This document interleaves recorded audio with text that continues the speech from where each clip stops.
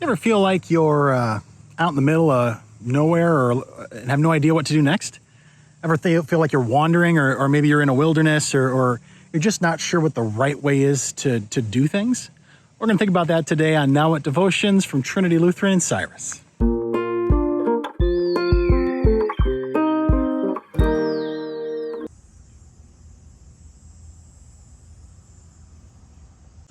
So I'm just walking down an alley here, and I always think alleys are interesting, right? Because in the back of the house is where you put stuff that you really hope nobody sees, and you park back there. You got plants that maybe you never bother to weed back there, or bushes that need trimming that you just don't bother to trim. And you know, the front of the house is always respectable, but the back of the house can be a little different, right?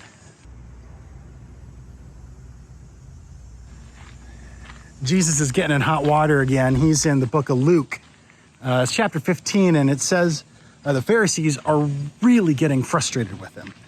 He's hanging out with really shady characters, the kind of folks you might run into. You know, they're not going to be at the restaurant. They're not going to be at the sporting event. They're not going to be at all the acceptable places.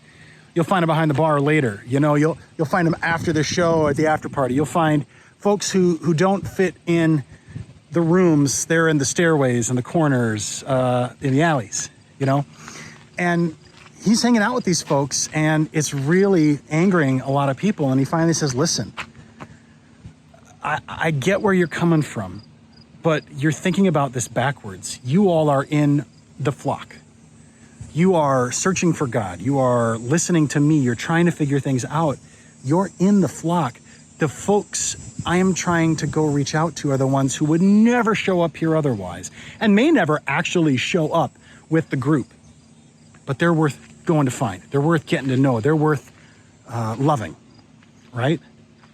And he gives an example. He says, you know, if there are 99 sheep that you're with as a shepherd, but you lose one, don't you want the shepherd to go get it, especially if you're the one?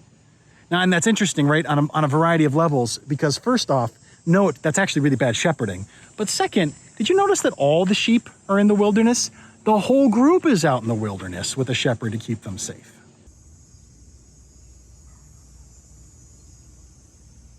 I think we spend a lot of this life acting as if we know what we're doing. And of course we don't. We're making it all up as we go. And one of the beautiful things about following Jesus is that there is not a set way to do it. Rather, and Jesus is very intentional about that.